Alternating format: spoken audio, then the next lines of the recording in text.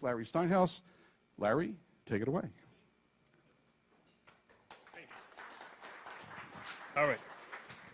So just for a minute, just to tell you who I am. Who here has never seen me before, never heard of me before? You guys never heard of me before? Don, you told me all these people knew me. Anyway, yeah, so I'm actually a real estate investor and a stock options trader. And if you're interested, crazyoptionstrader.com, crazyrealestateinvestor.com is me. So what the heck am I doing here talking about email, right? It makes absolutely no sense to absolutely everyone in the audience, except when you find out how you can use email marketing in different ways that you've ever heard before, you'll be blown away. I promise you, this is going to be a lot of fun. I also tell you, just so you know, this is going to be technical also. So pay attention, and it's okay if you don't catch it the first time. As Don said before, the slide deck's going to be available. To me, the slide deck has been written like an ebook. So if you guys have ever read an ebook, when it's step-by-step instructions, the slide deck is like that. So it'll be great for you. I'm not going to read everything on every slide deck because of the way it's written, but I want you to understand that you can go back to the slide deck later on and you really can go through the entire presentation by yourself. So some of the things we're going to go through, the Canned Spam Act, review what the difference between business to business and business to consumer is, organic versus inorganic list building, and this is really important that you know the difference, and we're going to concentrate on inorganic, and we'll talk about that in a little while. CRMs, steps to build an inorganic list, permission requests, live demo, we're going to talk about that in a little while. We do some Q&A, and again, as Don said, some breakout tables. Am I loud enough for you? No, it's fine. I forgot to do one thing. In order to synchronize all the recordings, I need to clap. Yep. So just bear with me. I'm going to clap 3 times, twice. You got it? Okay. So just excuse me here. Sure. It's going to sound strange, but this is what we have to do. All right. I think I'm sick. Sorry.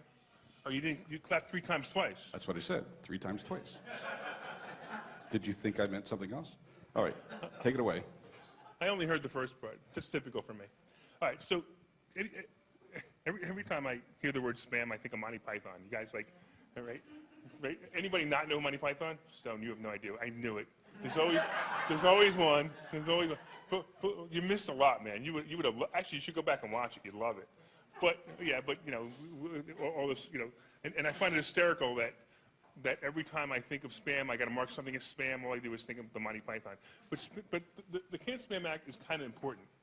What basically happened is, you know, we were being flooded with emails, and the government stepped in and said, you know, you're using up server space. You're using up, you know, some people are paying to receive those emails at one time. They're not anymore. So the government stepped in and said, we got to put a stop to this. So they made some rules, and these are the basics of the rules. First of all, you want to remember, you know, never use deceptive headlines, all right? Look, I tell you, I market to real estate agents. So one day I had a headline that said, your for sale sign fell down. Extremely deceptive, and it worked. I'm going to tell you it worked. Do I tell you that you can't do it? You can't do it. But I did it and it worked. So use that. Remember what Don said earlier? One of his disclaimers? That's why I had to read the disclaimer, exactly. Just because I knew what Larry was going to say. You understand why I brought it up. Okay.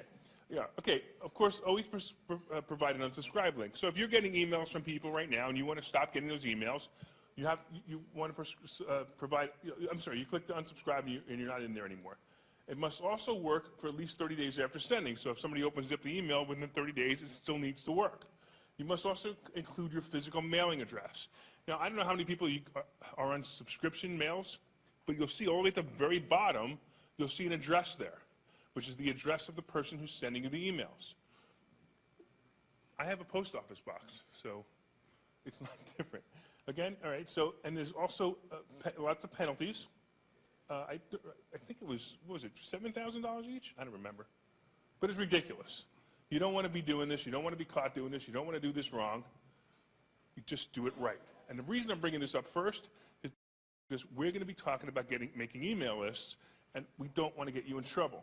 If you want to find out more, you can actually go to the government website and find out more about the actual laws. I read them, and if you have insomnia, you will appreciate them. All right, so really the difference between B2B and B2C is business to business, business to consumer. If you're marketing something, how many people here market something to businesses? All right, you guys are lucky ones because the rules are different for people who market to business as they are to marketing to consumers. How many people market to consumers? All right, so yeah, I market to consumers too. So you have to be a little more careful with consumers than you do have to be with businesses, and that's why I'm bringing this up, okay? All right, so there's something called organic list building and there's something called inorganic list building. Phil, you have a site, Addicted to Real Estate site, right? Yeah. And in the top corner it says, please put in your information and you'll get a free video, free ebook, I can't remember what you're giving away. Free forums, okay. Okay, so free real estate investing forms if you go into his website. That is a form of organic list building. If you connect to me on Facebook and you watch my videos, I do videos 3 or 4 times a week on stock options trading. If you watch my videos and you click one of the links below that says get your free ebook, that's organic list building. Going to Facebook and putting Facebook ads in, again, organic list building. How many people do Facebook ads? Expensive, right? Yeah, my spend on Facebook ads now is about $1,500 a month. So, and to build an organic list. Now, I will tell you that I built an organic list since January 1st of 1,200 people since January 1st when I started doing the Facebook ads. So yes, it definitely works, but it's very expensive. If I'm spending $1,500 a month for organic, it's very expensive. I'm not sure yet if it's paying off. I'm definitely making sales from it, but I'm not sure if it's paying off. Inorganic is a little different. By the way, with organic, you basically, if they signed up, you know what a double opt-in is? So they sign up, and you get an email. If you sign up, you get an email. It says, please confirm that this is really you. That's a double opt-in. That means that they absolutely said, I definitely want emails from you, and it's okay to keep sending them. Inorganic list building would be other methods. So how many people have ever taken a business card from somebody and put them on their email list? Did you ask permission to do that? Okay, that is not really, that's not really organic, that's inorganic. But at the same, actually I guess it's kind of a combination of both, but you really didn't have permission to do it. But just understand that that email, you had no permission to do it. Now, you're probably not going to get marked, well, you might, depending on who it is, but you're probably not going to get marked as spam from that person, but they make it a little irritated. So just keep in mind that, you know, I always used to take, when I was putting people on my email list, I used to take their card and say, hey, listen, I'm going to send you some emails. Is that okay with you? And as soon as they said yes, as far as I'm concerned, that was an opt-in. And by the way, all of you see, anybody in here have a problem with me sending them emails? Okay, you just all opted in. Okay, you understand that was it. Unless you objected, you all opted in. Okay, of course. Didn't I already mention it? And my address is there too, my post office box. All right. Okay, so let's talk about another method of beginning. Everybody take out your phone. Now, if you want to copy this PowerPoint presentation, you could sit here and take pictures of it all night long, or you could do something really, really easy and do what this tells you. You put in the phone number, 94253, and type in request 3, and you're going to get 2 things. You're going to get a copy of the PowerPoint presentation, and you're going to get a copy of stock options, the way to big returns. Actually, by the way, actually, this is a little different than what we did before you went on vacation. I know, you got the jot form in there now. Oh, I saw it today. If you request 3 to that number, it'll come up with a little form asking you for your name and I think your phone number. Then when you submit, then you'll get a thank you note, and in that thank you note there'll be 3 links, one for each of the things that are listed there. So just to let you know, it's a little different than what we did. Yeah. But so if you want to make a lot of money, yeah, click the stock options link. I'll let that sink in for a minute. Okay. Anyway, yeah. So anyway, this is one way of getting. So as soon as you type that in, you've given me permission. You've already given me permission, so it's okay. But I understand that if you use a system like this, people are automatically giving you their permission to continue to email them or to send them even text messages. And by the way, the text system that's working behind the scenes on this is called cheapesttexting.com. I think cheapesttexting.com. and it really is inexpensive. It's a great system, too. I really like it. I use it for a number of things. I use it to get people to call me, all kinds of different things, but I don't want to get into that anyway. Sorry. So, yes, if you put it in there, I now have your phone number, and I don't have your name yet, but I have your phone number. Now, I can send you emails, not emails, but I can send you text messages asking you for more information, and you can opt out any time by clicking stop, by typing stop and sending it back. So when I bombard you with text messages tomorrow, no, I'm not going to do that. you can easily opt out. Yeah, because you didn't put your email address in. You only put all you did was text to me. So when you text it to me, you now have a link. Now, if you click that link, from there, it's going to ask you for your email. So if you go to the next step, then I have permission to email you. But right now, all I have permission to text message you.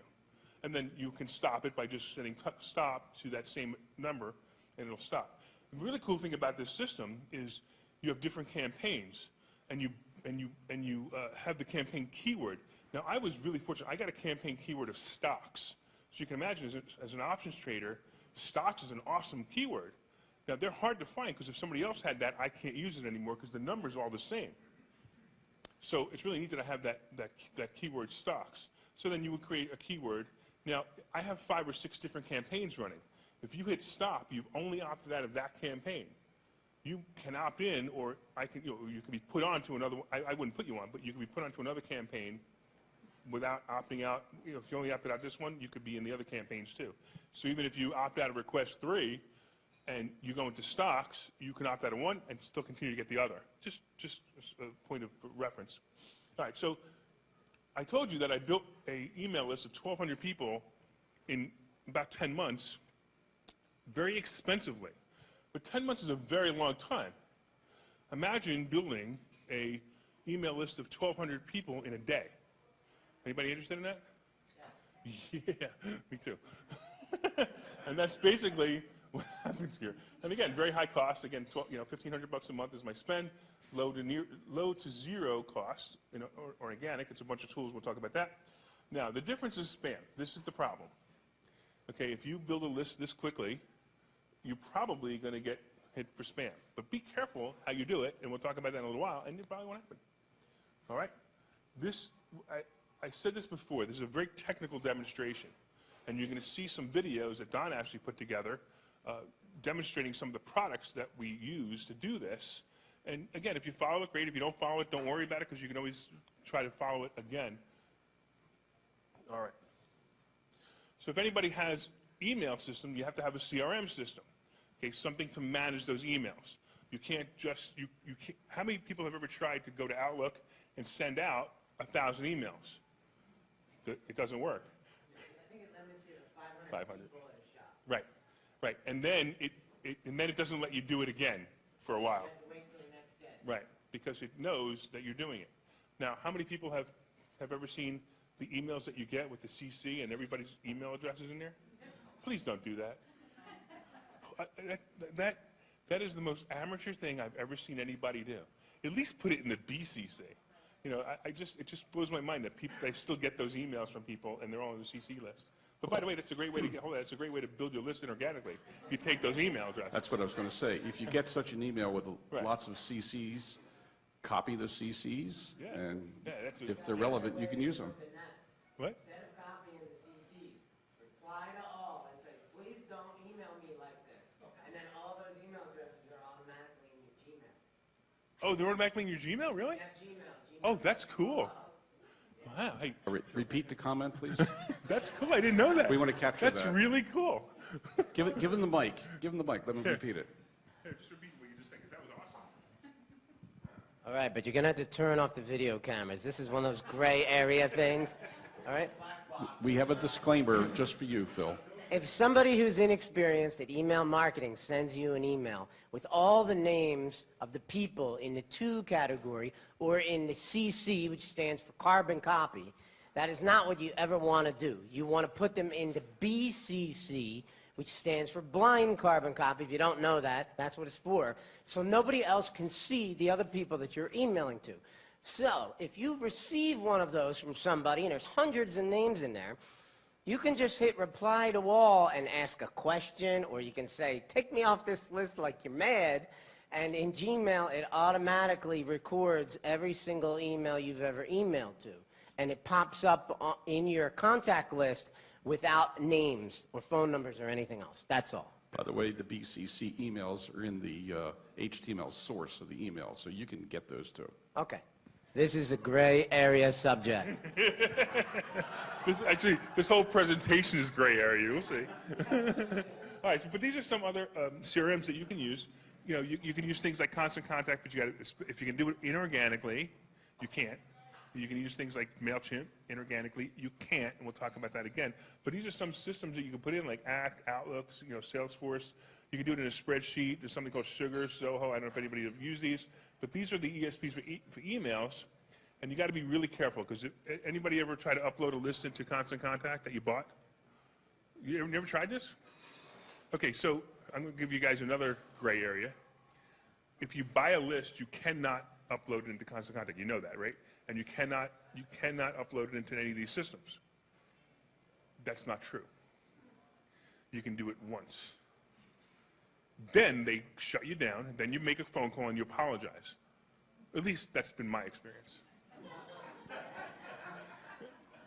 Just, I'm a point of reference.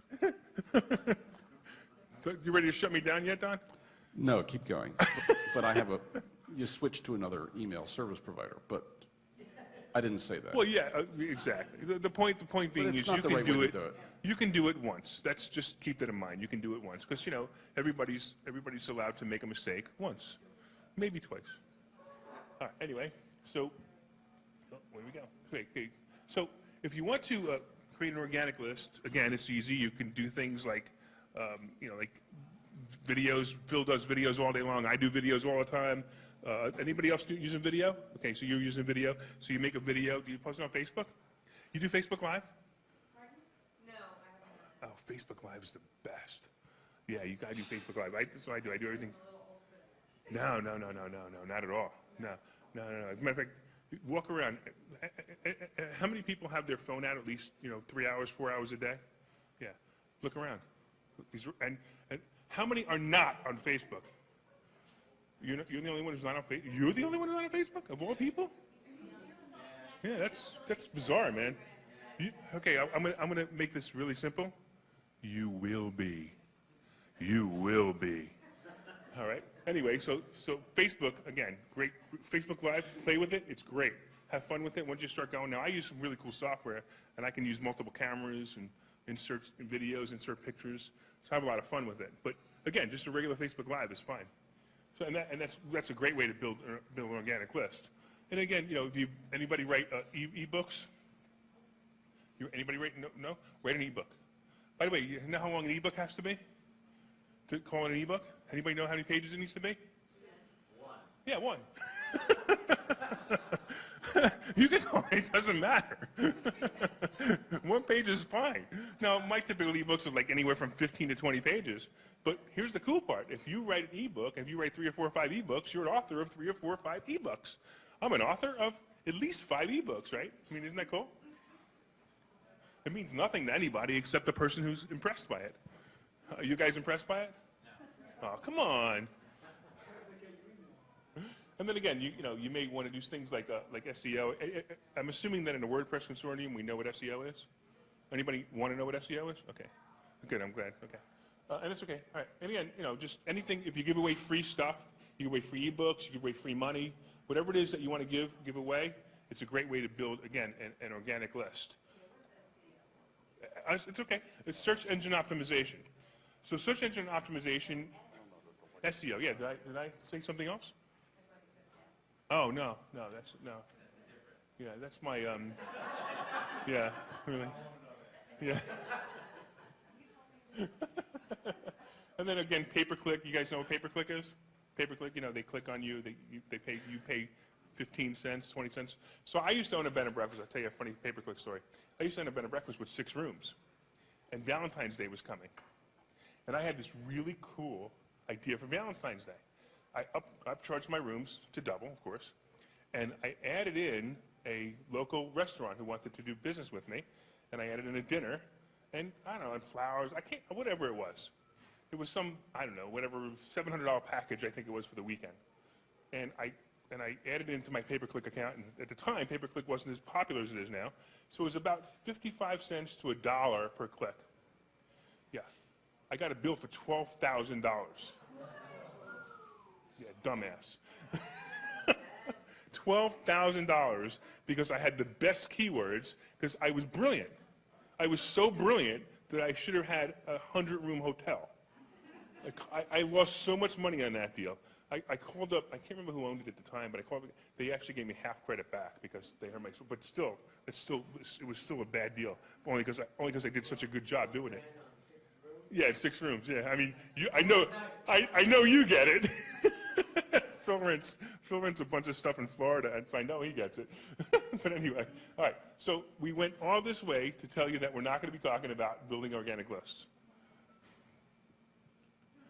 So we're going to talk about building inorganic lists. So the first thing that we need to do is we really need to target your customer, because if you're going to build an inorganic list, the tools to build an inorganic list need information. So basically they're robots and they need information. And in fact, any business that you're going to do anything with, if you can do any kind of marketing, these are things you need to know. You need to know your customers and audience profile. I've had this referred to, some people refer to it as an avatar. Anybody refer to this as an avatar? You do. Anybody else?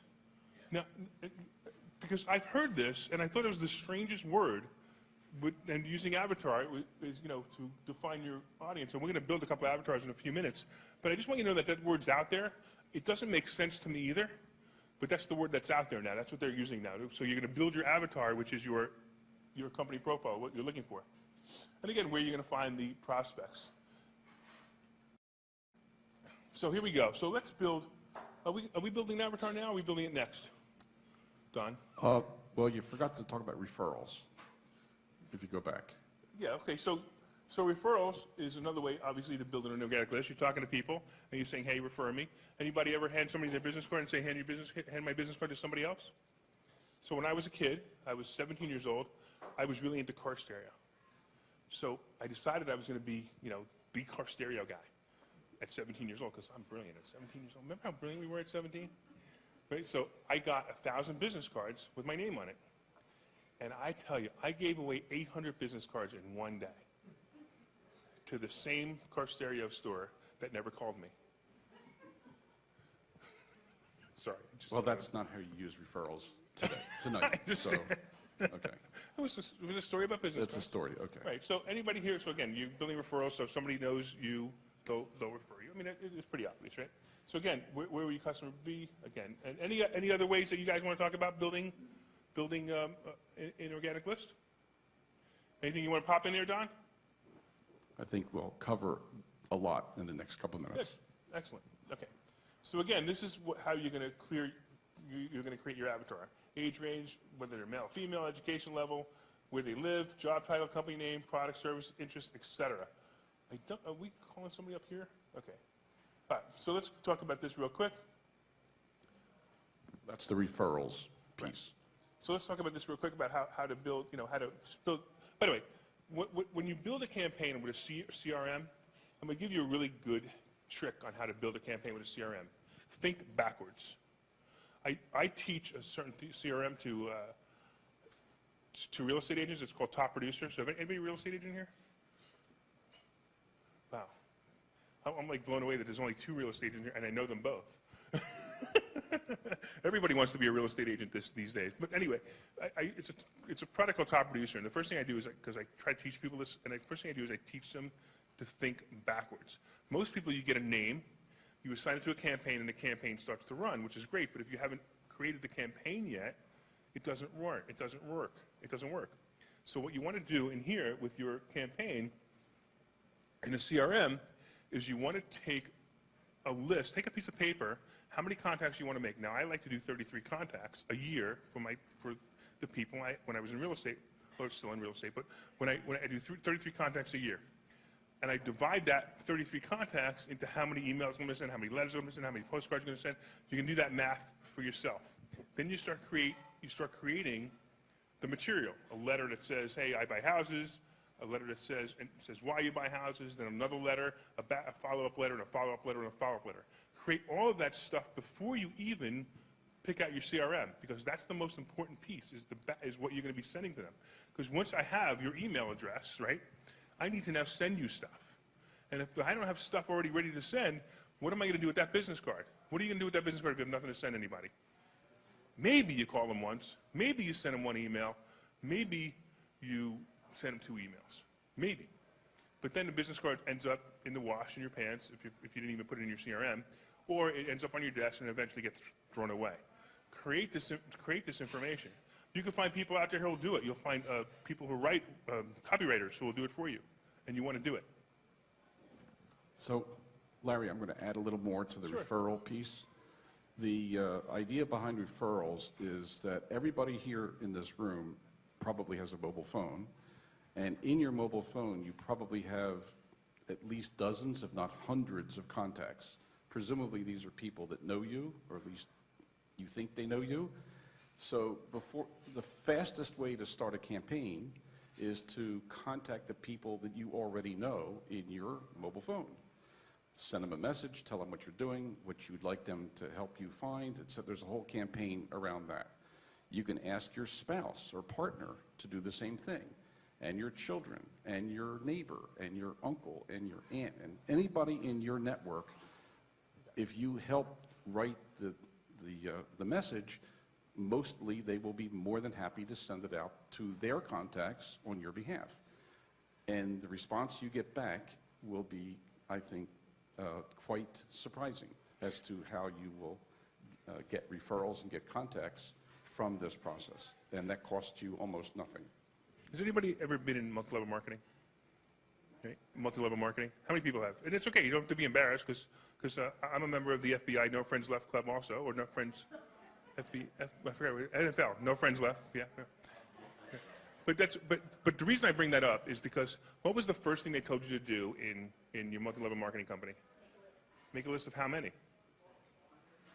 100? Okay, the answer is 100, which is typical, right? I tell my people to make a list of 300. This is what Don's talking about. How many people are in the very beginning of starting their business right now? Okay, good. Okay, a couple of guys. I'm going to tell you right now that this is the greatest advice you can ever get if you're building a business. And that is sit down and write a list of at least 100 people. I'm telling you, write it 300 people. And this is how you think of your list. Don't think of your list as, oh, he might buy, maybe I'll put him down. No, it's different. Make it as you're getting married, and me, I'm going to pay for your wedding. This is the only condition in which I'll pay for your wedding. If there are 300 people on your list, you have to have their name, their phone number, their address, and their email. Okay, that's what I tell my people who I'm teaching real estate to, or I'm teaching, I buy houses to. When they're learning how to invest in real estate. This is the concept, because people second guess people's names. Oh, Phil would never buy from me. Why would Phil buy from me when he buys his own houses? So I don't put his name down. But if you change the criteria of the list, that I'm the person who's going to pay for your wedding, and the wedding, and the only criteria is that it has to have 300 names on your list. Now you're going to put everybody in. You're going to put your Aunt Sally in California in, right? Because, hey, Larry says he's going to pay for my wedding if I have 300 people. If you have that mindset, the list changes. And these are your beginning customers. And if they're not your customers, they know people who are going to buy from you. I guarantee that to you, if you put them on your email list, or you put them on your mailing list, if you do snail mail, these people will refer you to somebody else. And that's what I think Don wants. And that's exactly right. And the written message has to include both, are you interested, blah, blah, blah, and or do you know somebody else who you would introduce me to who might be interested? And that would be from, let's say, your list, and then you could do the same thing, or ask your spouse, your partner, to do the same thing with their phone, your children, your neighbors, your mother, father, anybody that you know that's willing to send out a message that you will create for them will be more than glad to do that. And the response is very positive. You'll get started very quickly. Absolutely, and it really is a great way. And if you're looking to add to your list, you would pick up your phone and you add to your list. All right. All right, so again, these are some really cool websites to get inorganic list. Now, I just talked about Facebook, and I just talked about building a organic list off Facebook. But there are ways to build an inorganic list off of Facebook. Now, this is not going to cost you anything to do it. It's not going to, you don't have to make videos. You don't have to do all the things that I just said I was doing. It's going to be different, and we're going to talk about that in a minute. Google, industry directories, LinkedIn. How many people are on LinkedIn? Okay, I'm sorry, how many people are not on LinkedIn? All right, you should open up a LinkedIn account. Yeah, and just so you know, not only that, you'll see really quickly why, once we show you how to do this, you're going to want a LinkedIn account because you're going to need it. All right? Also, meetup meetings. How many people come to those annoying meetup meetings where they have speakers like me speak and tell you, oh, okay, never mind. Okay, and again, all of these different places that you can find people. And again, these are people that you can put on your list and you can email. Did I just miss that? There we go. Okay. Now, this is where it's going to get interesting and also at the same time technical. So I want you to understand that, again, if you don't catch it the first time, you can talk to Don and I about it afterwards, and Tom also, right?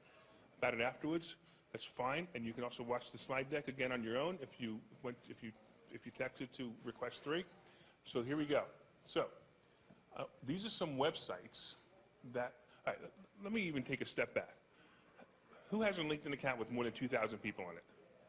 All right, good. I do too. You do too. Beautiful. So what if you wanted to get all the emails of the people you know in LinkedIn? Do you know how to do that? Oh, okay, great. That's great. No, that's good. I'm glad. I'm glad because you would know that you could just download those emails of your first connections, right? Isn't that awesome? Right. But you can't download your second and third connections unless you know a way to do it. But and we're going to talk about that. But what I'm saying is you can't. So just so you know, if you have first connections on LinkedIn, there's actually, and I don't remember the path to get there, but you can go into. How do you get there? Could you, Lynn, could you come up to the mic? Just grab that mic and just real quick, just tell people how to do it, because and the reason I'm getting to this is I want to talk to you about the second and third connections. Okay, I'm not looking at the computer right now, Right. so I'm going from memory. But I think you click on network, and then somewhere over on the right, there's a little gear, which is your settings gear, and you're going to click on that, and then there's going to be a drop-down menu which says export LinkedIn Right. connections. Yeah, something like that. Yeah. And you will get a CSV file. So that's basically the comma delimited file. And you can turn it into an Excel workbook. Now, for email lists, you only need first name, last name, and email. But you're going to get a whole bunch of other stuff in this Excel list. And the beautiful thing about it is you can actually then take that list and you can upload it to Google. So Okay, yeah, right. LinkedIn and Google, Sure. you can make that work together. But for, MailChimp or Constant Contact, Right. you only need first name, last Right, you name, can't- email. right. But that's basically how to do it in a nutshell. Right, but I guess, and the point was, I wanted you to know this because you may not even realize that if you have 1,000 connections, 500 connections, you have an email list. Thank you very much, by the way. You have an email list already that you didn't even know you had access to. But I'm going to show you some tools. Go ahead. But you won't get in trouble for uploading that to Constant Contact, or yes, you will. You only get in trouble once. You only get in trouble once. You're only going to get in trouble once. But your email is going to go out. Your email is going to go out. But all right, so here's, again, that's more gray than the black and white we're about to cross. Just so you know, okay? All right, so let's say now you wanted your second and third contacts. So, I know Phil, and Phil's got all these contacts, and I want all his contacts, but they're all seconds, they're not contacts of mine. You can't do it the way she just said. It doesn't happen that way. But what I could do is I could go to Phil, and I can click whatever, one of his friends, I can click Stone, and I can see what Stone's email is. So I can actually click on his LinkedIn page, open it up, find Stone Falcone at gmail.com. I don't know what it is, but, and I can do that. Now, if I wanted to build a list of 1,000, 2,000 people, that could take me days, maybe months. So imagine there was a program that does that for you. There it is, Dux-Soup. Dux-Soup. It's one of many. Yeah, it's one of many, exactly. And I've been using Dux-Soup, Don's been using Dux-Soup, and we're going to actually give you a demo on Dux-Soup, right? We have Dux-Soup, yeah. We're going to do a demo on Dux-Soup in a minute. But Dux-Soup will visit each one of these LinkedIn profiles, seconds and thirds. It's a waste to use it for first, because first you get for free, and every time, just so you know, you have to pay for it. We're going to talk about that again. You have to pay for it, every email you pay for. But, so why would you download your firsts? So you only can download your seconds and thirds, and we're going to go through that in the demo. Again, Facebook. How many people have Facebook accounts? You have a Facebook account? You don't even go on Facebook? Is that one up since the last question yet? So imagine you wanted all your friends on Facebook's email.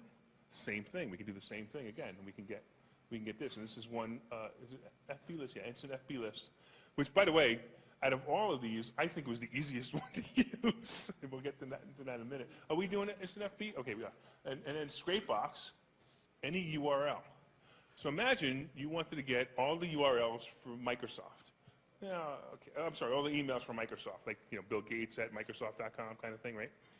You would go to Microsoft's website, and you can use this tool, Scrapebox, and this tool will pull off all the emails that are in the website. Now, sometimes you're going to get nothing, and sometimes you're going to get just the ones that maybe like the PR person at Microsoft, or the person who wrote the blog, or sometimes, and we've tried this a couple of times with no success, to be honest with you, you're going to get into the back end and find their database, and it's going to pull them all out. But if nothing else, you make it the configuration. So Larry.Steinhouse at steinhouseproperties.com, for example, I now know the configuration, so if I know someone who works there, I could just add their name, and you know what I mean by configuration. So the next one would be like my wife would be Linda.Steinhouse, or you get it. So you can get the configuration. It's just useful information, but you can get a lot of emails doing this, and it's kind of neat, isn't it? Absolutely. Repeat Assuming they're on repeat the comment, please. I'm sorry. Just repeat what she said. She said, can you go to your competitor's website and get their emails? Thank you. Yes, but I would be really careful what you say to them. All right. There's another one, Meetup. Meetup you can't scrape, at least not today. So, Don, you have what, 1,000 people in your Meetup group maybe? Well, we have 650 members. Okay, so. But that's not the only place you would go.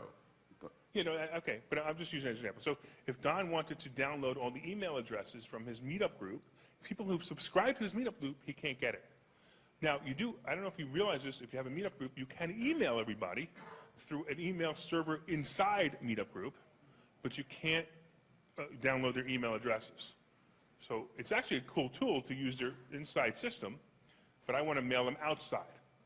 And there really isn't a way to do it. But again, maybe you can do configuration, or some of the suggestions here, you can again, sending messages through them and asking them for their email, which you can do. Hey, everybody, send me your email. You can put in your email, send me your email so I can talk to you off site, or whatever. And you're going to get maybe a 5% return rate of people sending you emails, but at least you're getting them. And to me, those are organic. If they responded to you, they've already given you permission to email them. Just so you know. what you can do with Meetup, Larry, is depending on what you're selling, you can search Meetup for Meetup groups, either locally, geographically, or nationally, on topics that are of interest to you. Mm-hmm. And it's amazing what topics you'll find Meetup groups on, things you can't even imagine. And once you get that list of Meetup groups, you can send a note to the organizer of mm-hmm. those Meetup groups. Reed is an organizer of his group. Tom and I are organizers of this group, and so on. Send a message to the organizer, explain who you are, what you would like, and very often they will send a message to their members on your behalf, mm-hmm. and some members will respond. It's kind of quasi-organic, inorganic, but that's a way of reaching out to people that you could never imagine you could ever get to by going through the organizers of the Meetup groups. Anybody sell a product speaking, like in front of, you probably do, the LinkedIn, I'm sorry, I didn't get your name before, I'm sorry. Lynn? Yeah, so you probably stand up, do speeches, and then sell your services, right? LinkedIn services, yeah. So what she can do is she can reach out, as Don said, reach out to the organizers of other LinkedIn groups, not necessarily ones that are selling products, but ones that are just trying to learn LinkedIn, and she could say, hey, to the organizer, hey, I'd love to speak at your event. And then the organizer, right, exactly. Then the organizer will either say yes, or yes, pay me, or yes, split with me. So, and either all of those three are fine, right? I wouldn't mind speaking at some events that I'm splitting my services. It's okay. It's not a big deal, especially because it's an audience I didn't have before, and then you get the referrals off it, et cetera. And it sounds like that's what you do. Awesome. And so that's just another great way to make money. Okay, so this is where it's going to get technical. Don actually put together some videos. This is great. I'm loving these videos. The first one is how to use Dux-Soup using LinkedIn. I'm going to tell you, it's okay if you your eyes are spinning after you watch this. I've used Dux-Soup for just a little while, not very long, and Dux-Soup is easier than the video makes it look, but it's just like anything else. Remember when you first drove a car the first time, you're like, what do I do? What do I look? It's the same thing. So you'll start to learn it. Watching Don do it, watching Don's demonstration will help you learn it and know some of the things you can do. And again, when you go to download it, it'll be great. Do you want me to? I'll drive. Yeah, also, okay. every one of these commercially available tools have their own set of training videos that you can find either on their website or on YouTube. The reason I created them for this meeting is because it's a combination of a whole bunch of things that you won't find on their individual videos. So, and I also tried to shorten them as much as I could. So bear with me. I'm going to have to get out of in order for the video image to be the full screen, I'm going to have to display it in a different way. So bear with me a second while I bring these up on the screen here, I hope. Yeah, this is Jerry. Good evening. Tonight we're going to demonstrate the use of Dux-Soup and LinkedIn for Jerry Dornbach's profile that he provided during his registration process. So as you can see on the screen, he tells us he makes high-end handmade furniture and decor, and he's setting up to sell his products via an e-commerce website. His target customers are residential and commercial and corporate, baby boomers, Gen X, Generation Y, echo boomers, or millennials, and they appreciate factors such as unique designs, handmade, and made in USA. So without going through a great deal of analysis, I just thought about a simple profile that we could use, and we'll look for people who are artists, because I'm sure they would appreciate the work that he's done in the greater Philadelphia area, just as a way of keeping the list very short. And we'll find other criteria available in LinkedIn. So to start, we open up LinkedIn. As you see here, this is my LinkedIn profile. And I have the premium service called Sales Navigator, which I will click on here. And so we're going to start by doing a search for artists. Artist, I guess. And click on Lead Builder. And there are 2.4 million results nationwide. Obviously, that's too many for us today. I'll add location. So I just used these criteria for Jerry. Greater Philadelphia, second connections only, fine art. So now there are 68 results based on that criteria. Now I realize, Jerry, that's a rather narrow filter, but it's a good place to start. Now, without getting into a lot of discussion about how you install Dux-Soup and so on and so forth, it's a Chrome browser extension. I have the professional edition, and I also have the version that will automatically capture email addresses. There's a fee for that, but we'll go into the installation process at a later time. So to start pulling out the email addresses of these 68 people, and so the first one is an art instructor at the Senior Center, a wire mesh sculpture, wire mesh sculptures by Bonnie. Joseph Piccolo is self-employed as an artist, Nancy Lloyd, et cetera, et cetera. So you can see these people fit the criteria that we selected. Now, I don't know if they are specifically the customer profile for Jerry, but for the purposes of this demonstration, we'll assume they are.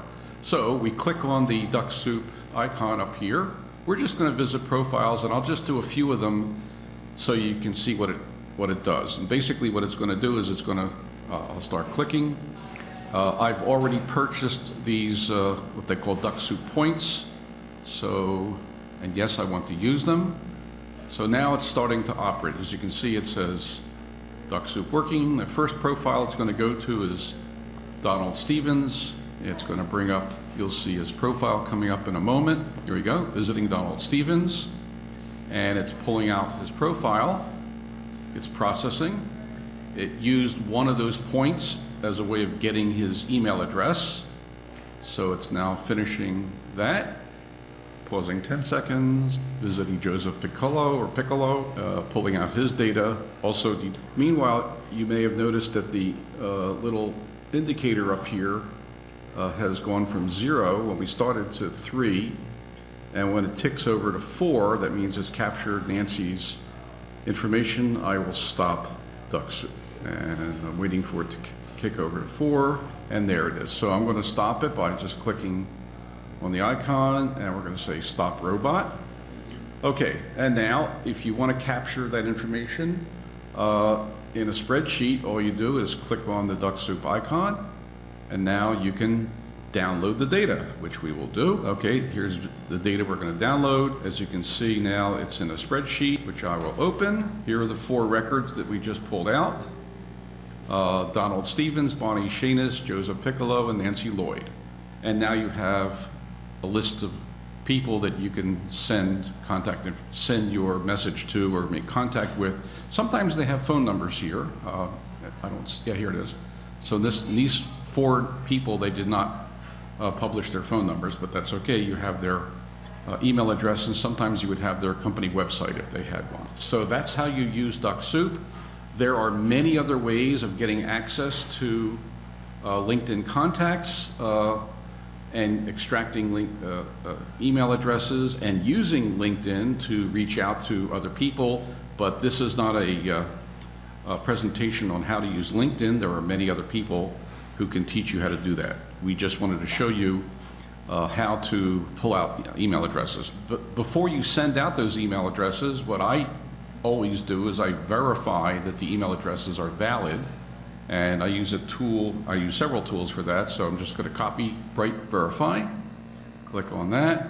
So I'll take this DonArt87 at Hotmail, type it in there, click Verify, and that comes up valid. So there you go.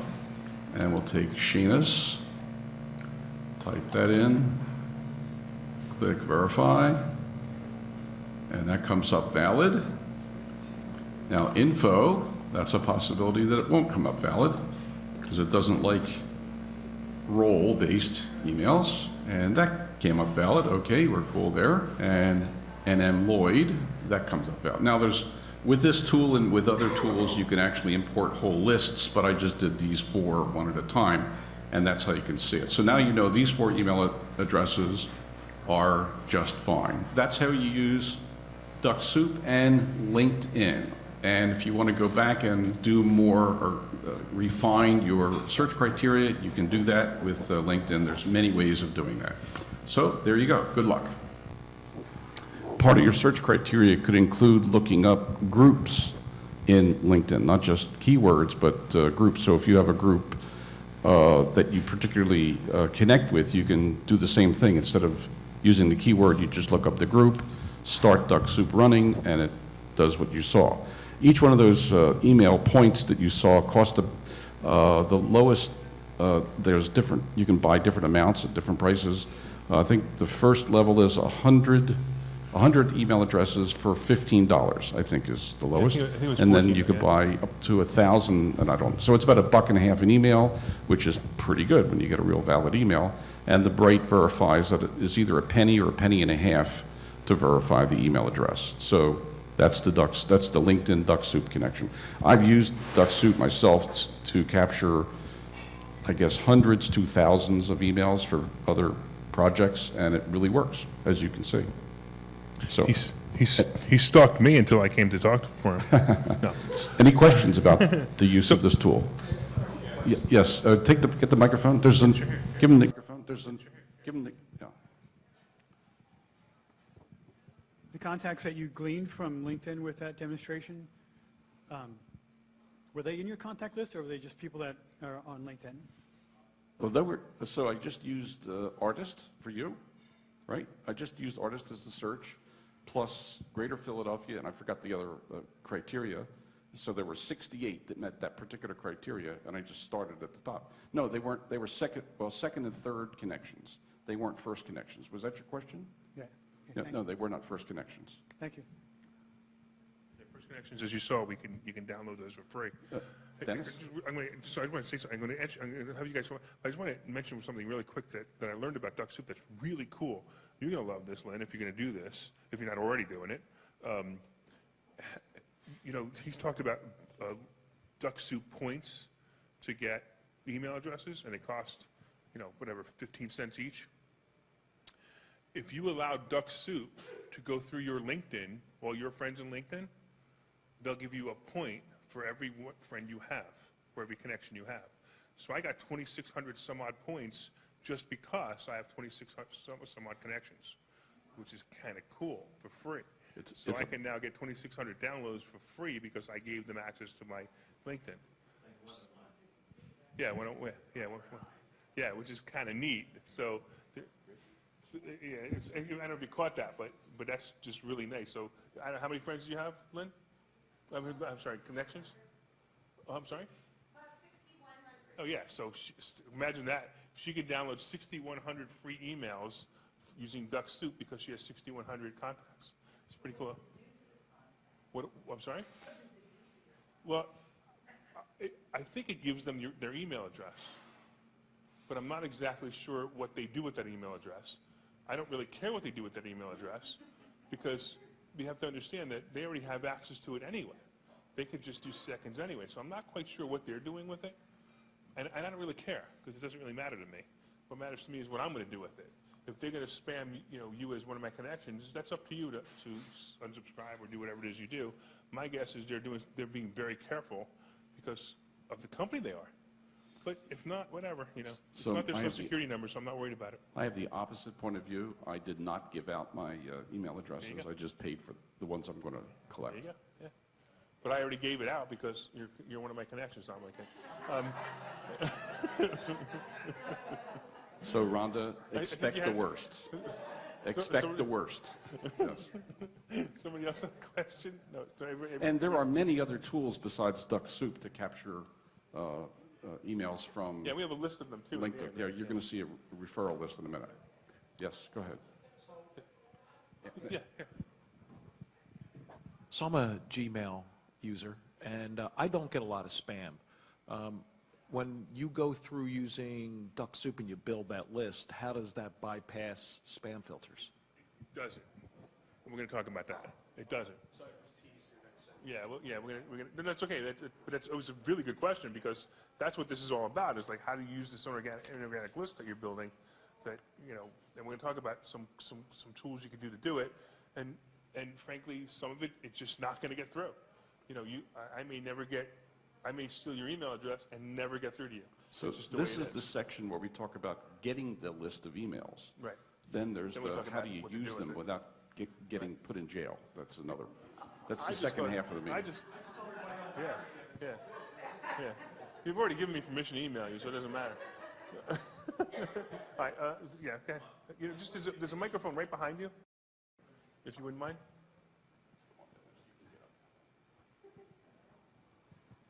Okay, I may be jumping ahead just a little bit, but my question to you is, after you get these email addresses, what is the best way to, if you just send out an email to them or put them on your list, most of them aren't going to go through, or they'll opt out, or they'll delete or spam you every time. So what's the best way to get them from that point? And we're going to, it was basically his same question. We're going to answer that in a minute, and just understand that there is no real good answer to it.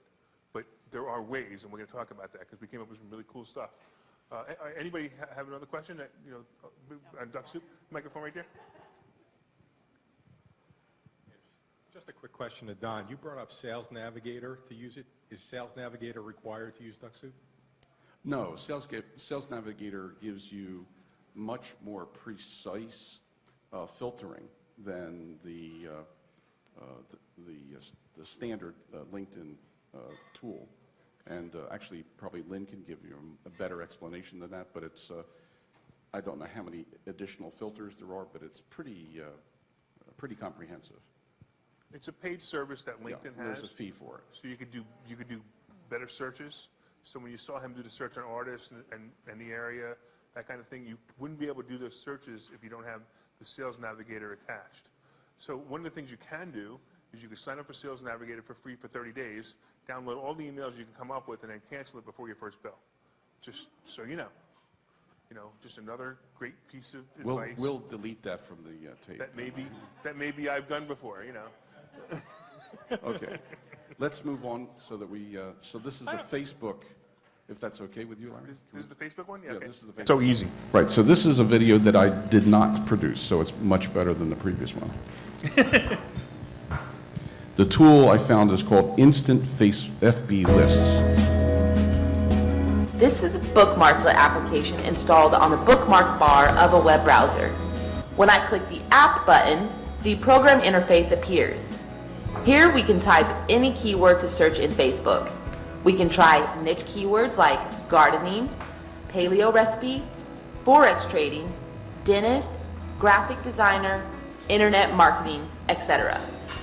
Here you can type any email client like Google, Yahoo, Hotmail, America Online, Outlook.com, or whatever you want to search.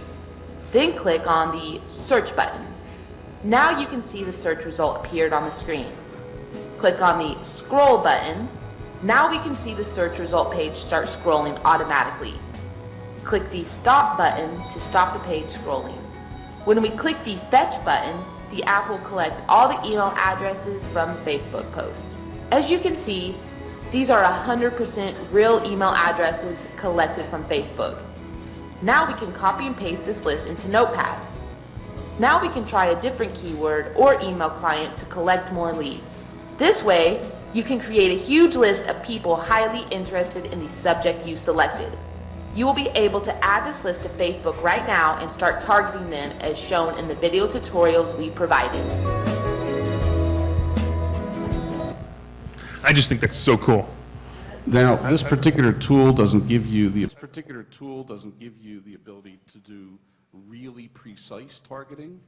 There may be some other Facebook tools that do, but this particular one doesn't. But as you saw, it's really easy to use. So, and it's not, I think it was $27, isn't that right, Susan?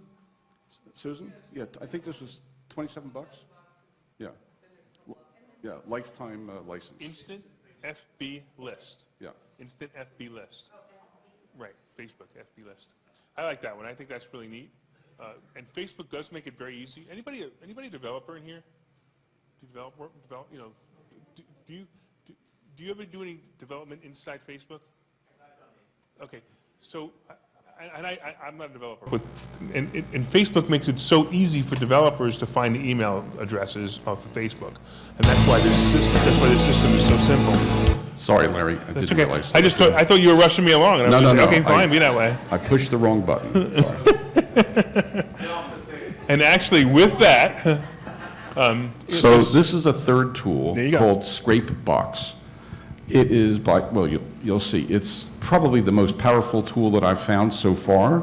I haven't studied them all, but this is really cool. And again, I did it for Jerry's application. So you'll see here what we're doing. So the Scrapebox is basically capturing emails anywhere on the web based on various keywords. So here we go. We're going to demonstrate Scrapebox, which is an unbelievably amazing tool. I barely know how to use it, but I just want to do a quick demonstration to find email addresses for Jerry for his Iron Forge business. So I'm not going to go in to a discussion on how to set this all up. There are many, many videos to do that. This tool costs $95, which I purchased this morning. I'm not going to discuss how you set up the proxy servers. Again, all of that information is available. So we're going to start by creating a keyword for Jerry, which I think for his business, as we did with his LinkedIn search, we'll just use the word artist. So we're going to do artist as a keyword. We're going to scrape, it's called a keyword scrape. We're going to find URLs where the word scrape is a part of it. That's actually a mistake. Here we go. We're going to find other keywords. So we're going to click artist. We're going to use google.com as the search engine. There are many others available, as you can see, many others. I'm just going to use google.com for one. We're just going to do level 1. We're not going to go deeper than that. Again, all of this is explained in videos, and we're just going to do a start. And within that much time, we found that many what are called unique keywords. So I'm going to transfer the keywords to the left side, and we're going to use these. Now, we could use these keywords to find even more keywords, but I don't want to go that far right now. So we have these keywords from which we are going to find URLs. Save all keywords to file. Oh, there we go. Okay, so now we're going to start to harvest URLs that have these keywords in them. So just by selecting Start Harvest, we're going to use Google as a search engine. Actually, we'll use Google API, which is a little different. And we'll see here, we're going to go, let's start. It's using those 10 keywords. It's harvested 96 URLs so far, and now 139 URLs, and 196 URLs. I'm not going to let the whole thing run because it will take forever. Only 10% has been completed. We're 290 URLs, 347, 367, 447, and we'll stop at about here. That should be enough for 521 URLs. Well, let's see if I close. Oh, when I close it, it puts it over there. Okay, cool. So now we have 551 URLs that we found using those keywords. And now we're going to do some editing and trimming. So remove and filter will trim, I should say, trim to the root, so we get rid of all those things. We're going to remove duplicates if there are any. So we're at 551 right now. Remove duplicates. All right, we get down to 279. That should be enough for now. Okay, so now we have 279 URLs. We could go through these and pull out any that we don't really want to work on, but for the purposes of this video, we'll go ahead and work on it. And so now we're going to find emails out of those 279 URLs. So we're going to grab emails from crawling the sites. We're going to crawl these sites here, so we click on that. And we're going to click this button here where it says Use Harvested URLs, which are these here. And we're only going to go to a level, a depth of 2 layers in the website. Otherwise, it'll just take way too long. Click Start. And it's going out and finding emails. So level 1, it's now run 24 URLs out of 279, and it's found 12 emails. And it's just going to run and run and run until it finds all the email addresses in those 279 URLs at level 1. And then when it finishes the 279 level 1s, it'll go to level 2. And you'll see that this number will be much higher because there are many more pages at level 2 for those 279 URLs. So we'll keep going here. 41 emails captured. And as we approach 279, as soon as it ticks over, it'll go to level 2. And as you can see, there are 19,255 level 2 URLs. I'm not going to let it run that whole for 19,000 URLs, but As you can see, the number of emails keeps growing, and so on and so forth. So I think we'll stop it here just to demonstrate where we are. Click stop. Okay, so it took the 107 emails and saved it into this text folder, text file. I'm clicking on that. I asked it to include the website after the email address. So you can see there's a pipe here. So info, the art newspaper that's the website for the art newspaper. And so Josh_Duboff@condenast.com. He's at Vanity Fair, et cetera, et cetera, et cetera. So we can clean this up a bit. So this is artist emails for Jerry. And that's how we do it. There are many, many more things that can be done with Scrapebox, but I just wanted to demonstrate this one element of it, which is to find emails from keywords that find URLs. It's really quite amazing. Okay, Jerry, thank you. That's sick, isn't it? I mean, it's just crazy. So before tonight, I ran Scrapebox for Oh yeah. keywords for Larry. You'll tell us about that experience. I ran keywords for Rich. Raise your hand, Rich. You'll tell us about that experience. I ran keywords for Susan, who needs mushroom people. She'll explain that in a minute. For Lynn as well, and I think so, and for John. And John will tell you about his experience up front and so on. But it takes, you can let it run for these tens of thousands of URLs, but that might take a couple of hours, and you end up with thousands of email addresses. Now, some of them are valid, some of them are not valid, but you have something to start with. And we're going to get to answering the questions about how to use these and not get into trouble as far as spam is concerned. We'll get to that in a couple of minutes, but it's an amazing tool, $95. There you go. And like I said before, there are many, many other tools that do similar things, but this is one that I found that I liked. Okay, Larry. Okay, who's still awake? I don't mean that. I don't mean that to insult Don, especially not. That's a lot, isn't it? And the tools are freaking amazing, but they take a while to learn how to use them. Once you learn how to use it, that Scrapebox tool, that blew my mind. We were having some fun with it a couple of days ago. We were trying to steal emails from some organizations. I can't tell you more about that, but it was just some fun stuff, and the stuff that came up just blew our minds. And Scrapebox will let you do that. And again, you're now, what are you doing? You're now building an email list, right? Which is an incredible email list. So Don showed you in the one LinkedIn one, he showed you how to verify emails. Now you could upload the whole list to some of these email verification tools, and it'll come back and it'll basically give you a new list of all the ones that are verified. So that's a really neat idea too, especially if you're going to do the one-time upload.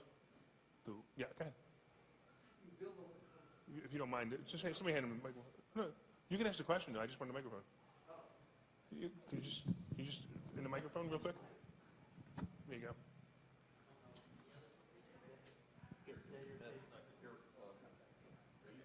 There you go. Thank you. So you build the list. It is an amazing tool, and you clean it up with this. Correct. But you have no permission to use these. How do you? I don't want to get ahead of what you might have been able to say in the next paragraph.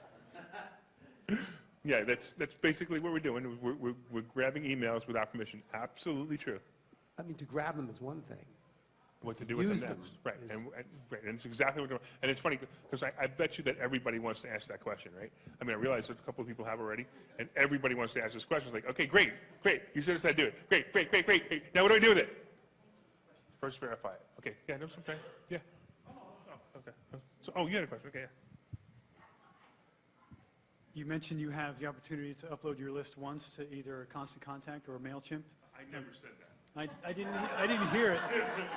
I didn't hear you say that. I'm hard of hearing. Okay, so what's the alternative? Manually, one by one, entering email addresses? Another way.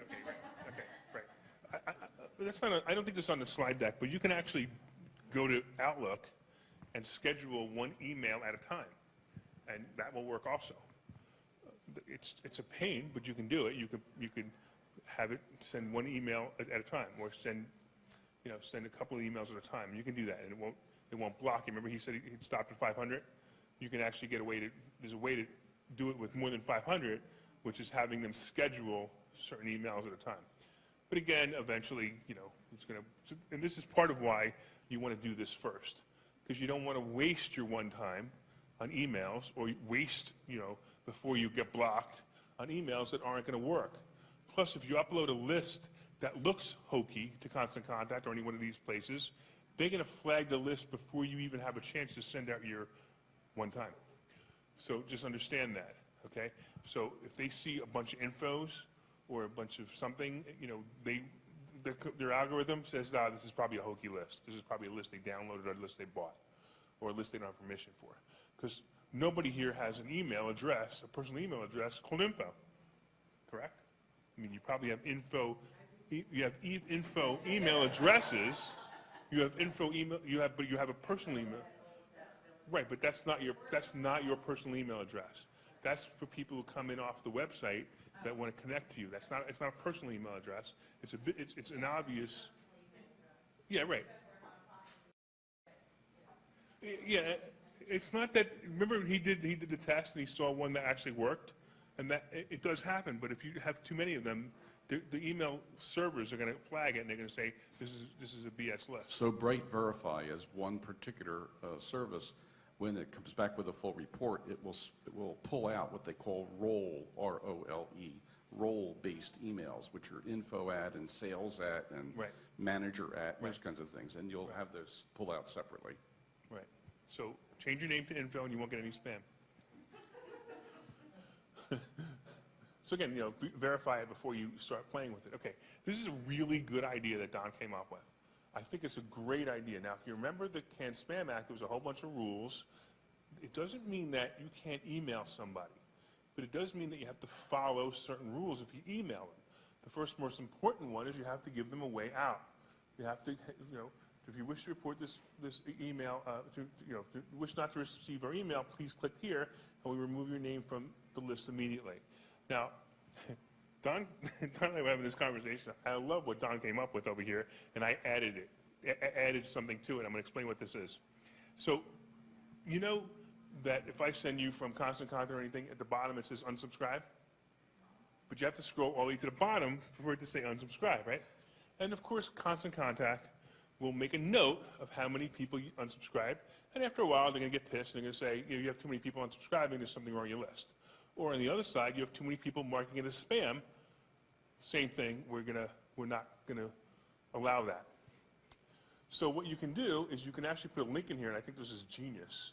And this link, it goes outside Constant Contact to your personal email address or your spam email address, whatever email address you set up, and it opens up.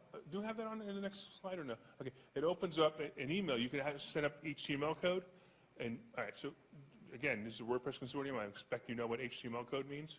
Now, I don't know if you know the HTML code off the top of your head, but that will open up your mail. I think it's mail2 ... Yeah, mail2 : Right. Right. Okay. But I gave you 2 code generators because it's a long string to create. On the right-hand side. Okay. Yeah. Okay. There you go. Right. Okay. There you go. So so you can actually create it. A mail2 code. Thanks. Sir. Okay. So if you click this link, which by the way will be in your slide deck, so you can click right from here, it'll create a mail2 code generator. So it'll all be there. You could put in your name, and you could create maybe a mailbox that's called spam, or a mailbox that's called unsubscribe. So what's really cool about this is if they click this, if you wish to report this as email spam, click here. They click there. They don't report it as spam. You take them off the list. By the way, take them off the list immediately, because if you don't, they're gonna catch on to you real quick. But your email provider won't see somebody who reported it as spam because it goes outside the system. I thought this was brilliant, by the way. Right? Brilliant idea. So thank Don for that. That was brilliant. So just a great idea how to get them off your list. But again, you have to have a link like that, not the spam one, but the email to get them off. So that's the first thing. So the other thing is, so Don's title is respectively requesting your permission. So again, he's going by the spam laws. He's not putting a false header, false, whatever, subject line. And he's saying who he is, what he's doing, why he's doing it, what he's doing here. And again, very simple. Do you want to join our group? If not, just opt out. Screw it. We don't want to talk to you anymore. And there it is, and it's over. He's got all his information here. He's supposed to have his address at the bottom. I don't know if you did, but he's supposed to have his address at the bottom. I don't know. It looks like it's cut off. You're supposed to have your address at the bottom. And that's it. And he followed the rules. So this is a way to do this. Okay, you're not going to be able to do this with Constant Contact. You're not going to be able to do this with other email providers. But if you want to do the one-at-a-time emails, or if you want to send people emails in other systems, you can do this. Actually, this does get sent out by way of Constant Contact. But when you upload the list, you're going to have a problem. That's what I'm concerned with. I'm not concerned. This is actually a great email that Constant Contact will send out. But if you upload a list that you scraped, they may not, they may catch it. But again, you have one shot, right? So maybe try something like this and putting the spam here, the spam link here, and they don't go inside Constant. Give me 1 second. They don't go inside Constant Contact. You might actually get away with it and get a chance to send a second or a third or a fourth before they shut you down. But there's another solution which you're going to get to. Yeah. See, you keep talking about the one-time uploading the list. Why do you keep saying you can only upload the list one time? You can upload the list many times as long as you have legitimate email addresses. But yeah, but they have to be, okay, so the list that you upload from Constant Contact or any other email provider, the question will be, is this a list that gave you, that they gave you permission to email them? And you're lying when you say yes. So once you do that, and once you lie and say yes, that's fine. But once they find that 30% of the people marked it as spam, they know you lied. Okay, so it's the response that happens because you're sending out email lists to people who have not really subscribed to it. They can check and say, oh, X number of people unsubscribed, or X number of people reported this as spam. This is an invalid list, right? But if I have a valid list, I can Valid list, you don't even have to do this. But yeah, and that's why you need to verify the list using the verify tools, because if you upload a list that has 20% invalid emails, I'm using just 20% as an example, then Constant Contact or whoever is going to know that because they do their own verification, and they're going to know that's bullshit. Do you know what the percentages of spam you're allowed to get clicked before it's Constant Contact will shut you down? Anybody know?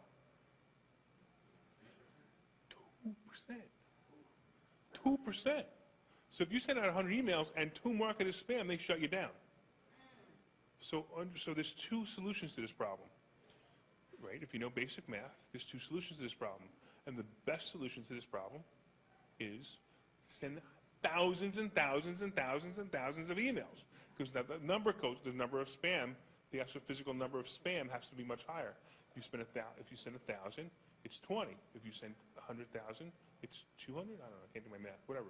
Is it 200 or 200? Remember so the disclaimer. Right? So that's why you want to have the biggest list possible if you're going to test this. But understand, the bigger list you put in, the more likely they are to question whether your list is real. That's why you want to make sure that they're real emails too, because if they get bounced, they also look and see that they were bounced. All right. I have a comment. Uh-oh. I had a group of clients who were franchise coaches in various parts of the country a couple years ago. And we built a very specific style of template that was customized to each of them for their part of the country. So after spending 6 hours building this beautiful template that Right. this gentleman paid for, he says, I want to use my LinkedIn list. And I said, I don't recommend it. You're going to get shut down. Because if these people don't want your emails, about Right. buying franchises, this is your LinkedIn list. It's not people that are coming looking for franchises on your franchise site. So he says, I'm going to take a chance. Within a half an hour, he burned 6 hours worth of my time. So I would not Wait, recommend did you get paid that. for it? I got paid for Then it. don't worry about it. He's now shut down from MailChimp, I guess, forever. But did he call and see if they would reconnect him? Not to my knowledge. Yeah, so this is what I'm saying. This has happened to me, and I call, and I apologize, and they go, oh, no problem, we'll give you one more chance. I will tell you that I've gotten more than one chance, but not more than 3.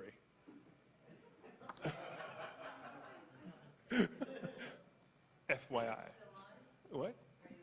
Yeah, I shut down my Constant Contact a long time ago. I moved on to look, my personal opinion, and Constant Contact is great, but there are, I hate to use the word, but it's for amateurs. There's much better autoresponders out there like AWeber and GetResponse, and I've moved to those since. It's great if you. No, they will. It's the same situation, but you got to call them, and they're a little tougher. It's only been one time, and it was a while back. In fact, I don't even know if it was legit shut down. We had a conversation about it, and they fixed it. But I'm not really doing that much inorganic stuff anymore because inorganic requires work, and I just don't like the work. Phil will tell you. Anyway, okay, so here we go. So, this is it's weird, it clicks twice. Okay, all right, so this is a company that we discovered called ClickBack. I had a long conversation with these people. Actually, Don and I both had separate conversations with these people. This is really neat. So if you have a business-to-business business, you can actually have ClickBack send legitimate emails for you to help you opt in and become organic emails. So they will basically send an email to all the people you scraped or any other list you want, any list you bought, and they will ask those people to opt in to an email list. And this is legit. I'm also going to tell you it's not cheap.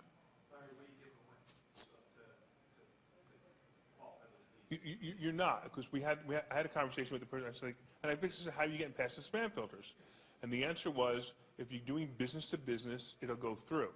Then I said, well, okay, what if I'm targeting real estate agents, for example?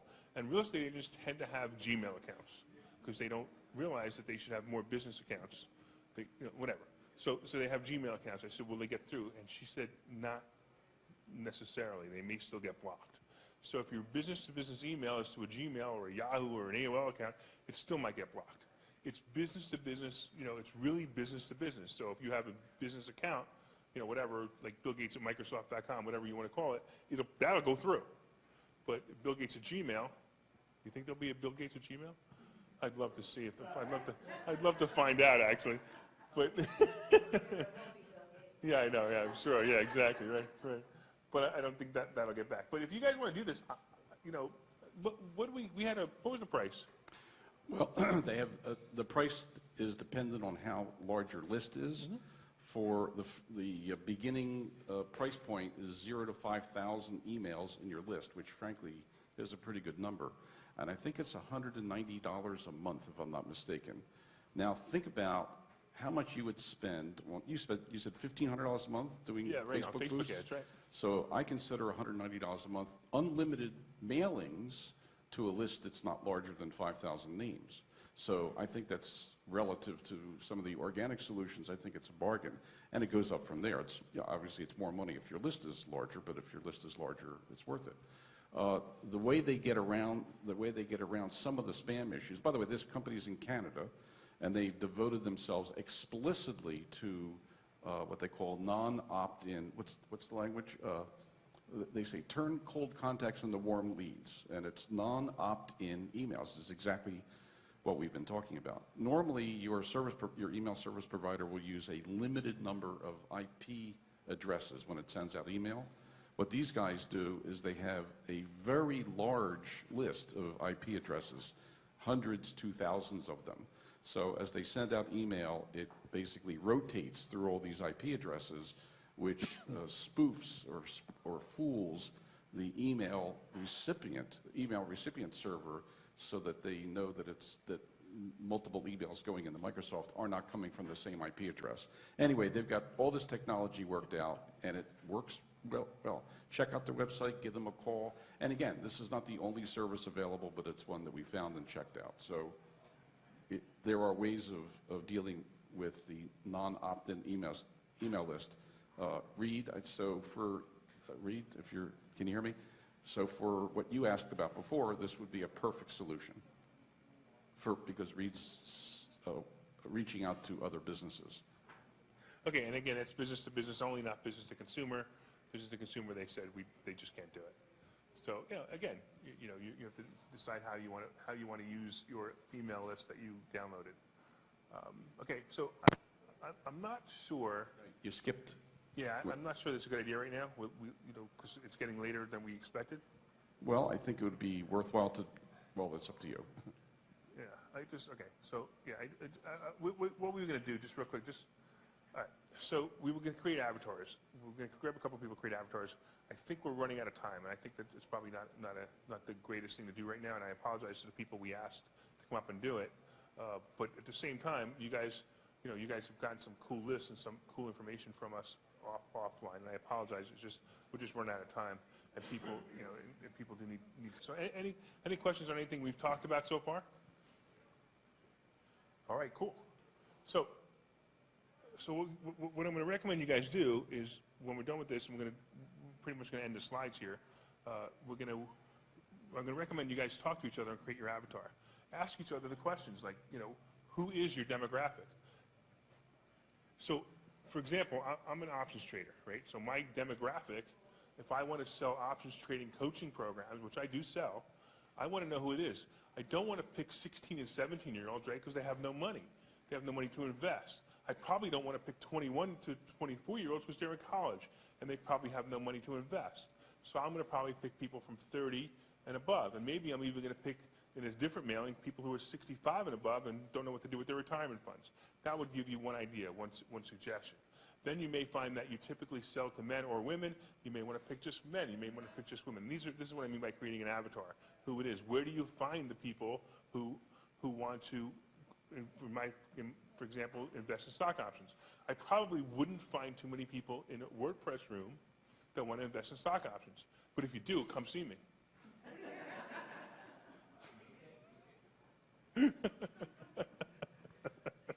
Hey, I had to throw the commercial in there somewhere, right? You might want to skip through a little bit, Larry, and show the list of references. I'm sorry, what did you say? Skip a little bit, forward a little bit to show a list of references. And then real quick, by the way, this is really cool too. If you want to do this, this is another cool tool. If you want to talk to me directly about stock options, about real estate investing, or seriously about this meeting, if you type in "call Larry" to 94253, you'll be connected to a link that will actually put you, actually be able to make a phone call with me, and it's a free phone call too. And you just pick the topic that you want to talk about, which is this is really cool. It's the same tool I was using before, but that's what this does. So here are references, some things you should do. And again, the slide deck, if you download the slide deck, as I said before, it's really a tutorial. It's really great the way it's written. And these are some references so you can see how to do it. Scrapebox is in here. Should you scrape the web? An article on that. Email extractors, some other ways to do it. And again, the YouTube videos. So this is a great reference list. More and more stuff.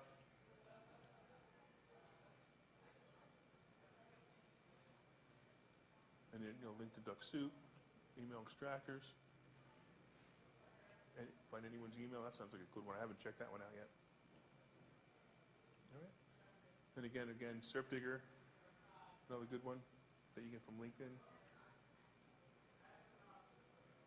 Again, these are some good searches you can run if you want to learn how to do it.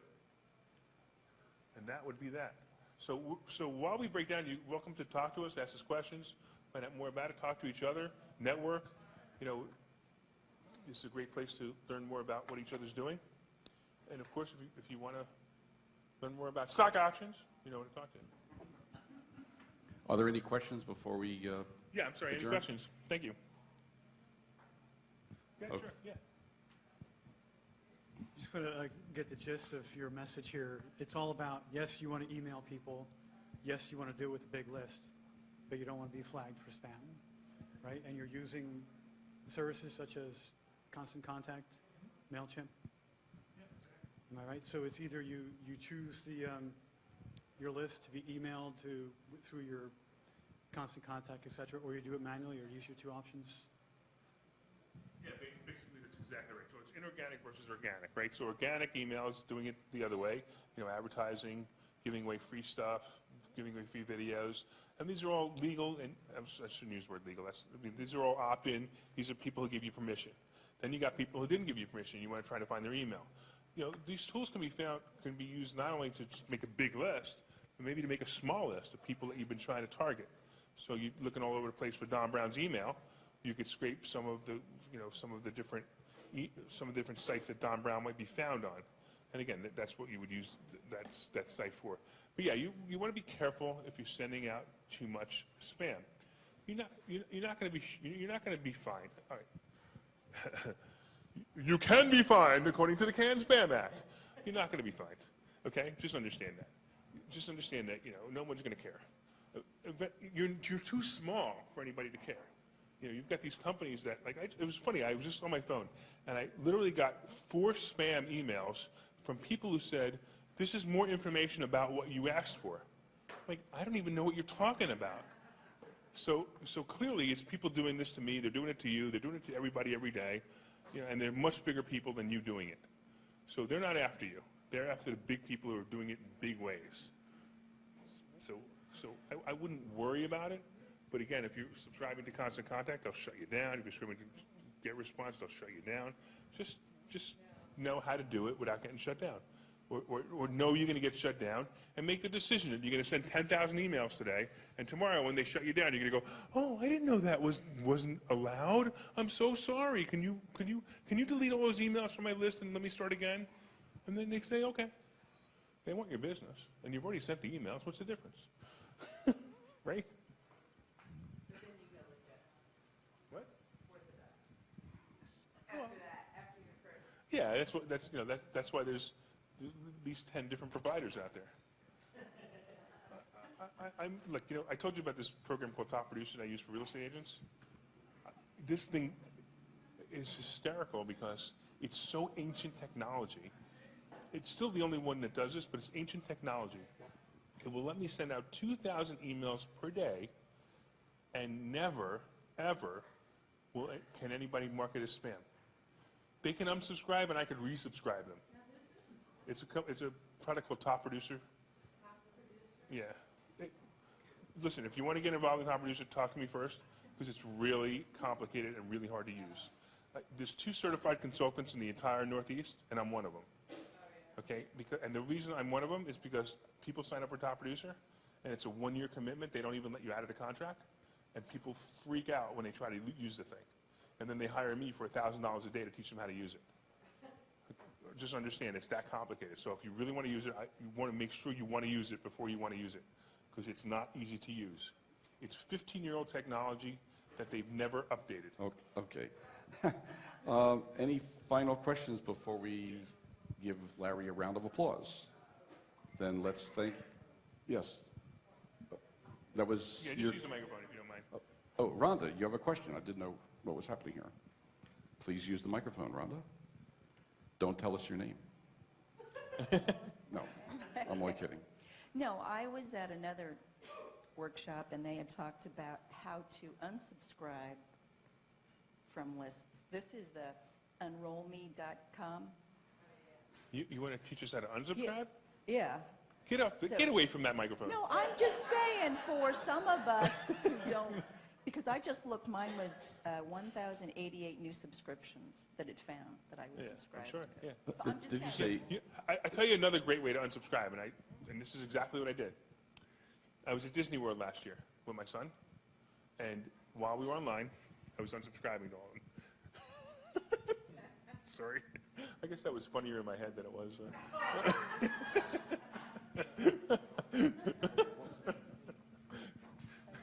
Anybody else have any other questions? Again, that's it. We're done.